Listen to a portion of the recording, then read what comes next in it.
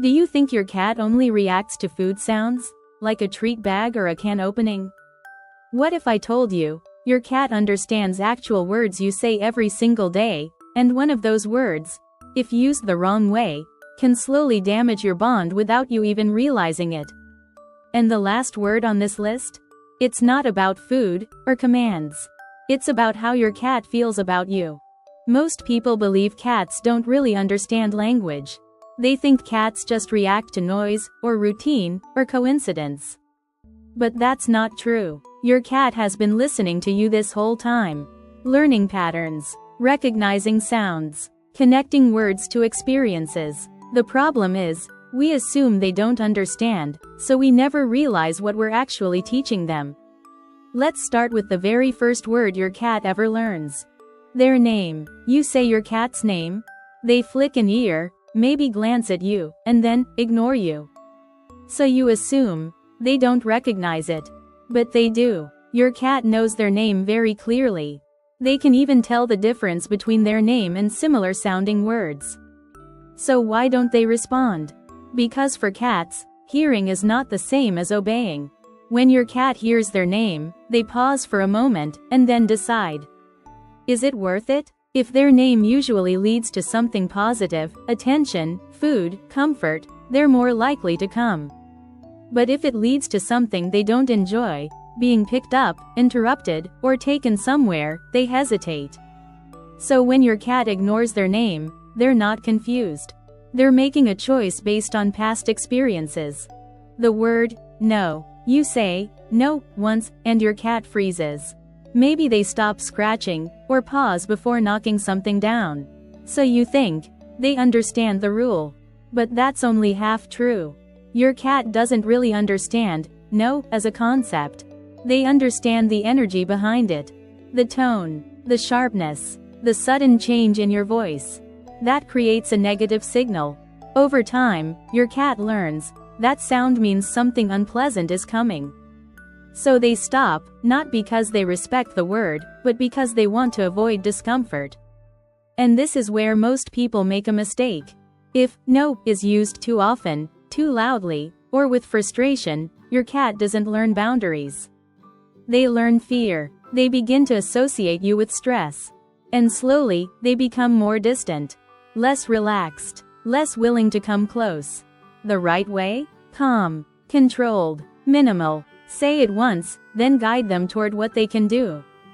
That's how you teach, without damaging trust. The word, treat. There's one word that can make your cat appear instantly, no matter where they are. Treat. You could whisper it, and somehow, they're already there. Watching, waiting, almost like they knew before you even finished saying it. This isn't luck. This is learning. Your cat has built a direct connection. That word equals reward. Over time, through repetition, their brain links the sound to the outcome. No thinking needed. It becomes automatic. And here's the interesting part, it's not just the word anymore. It expands. The sound of the packet. The cupboard opening. Your footsteps at a certain time. Your cat builds a whole chain of signals, all connected to that one moment. You didn't teach it intentionally. But your cat learned it perfectly. Because for them, food is one of the strongest motivators there is. Other names in the house. If you have more than one cat, try this. Call one cat's name, and watch the other. Sometimes, they react. They look around. They shift their attention. It seems random, but it's not. Your cat is not just hearing sounds. They're recognizing identities. They've learned that certain sounds, names, belong to specific individuals. And when they hear that name, they expect that specific cat to appear. So when something doesn't match, they notice. This means your cat has quietly mapped your entire home. They know who is who. Which name belongs to which presence. All from observation. No training. No instruction. Just attention. Retention loop. And now, there's one final word. The one most people completely underestimate. Because it doesn't seem as powerful as treat, or as obvious as their name. But this word is the clearest reflection of your relationship with your cat. Come here. You say, "Come here," and sometimes, your cat actually walks toward you. Most people laugh it off. Just luck. But it's not. Your cat has learned this phrase over time. Not as a command, but as a pattern. Every time you said it, something followed. Maybe you petted them. Maybe you picked them up gently. Maybe they found warmth, comfort, safety. So slowly, your cat built a connection. These words equal something good. And that's what makes this different from every other word. Treat is about reward. No is about avoidance. But come here is about trust. When your cat hears it and chooses to walk toward you, they're not obeying. They're remembering every moment that came after those words, and deciding that it feels safe enough to come again. Final reveal. Your cat has never been ignoring you. They've been listening, learning, and deciding.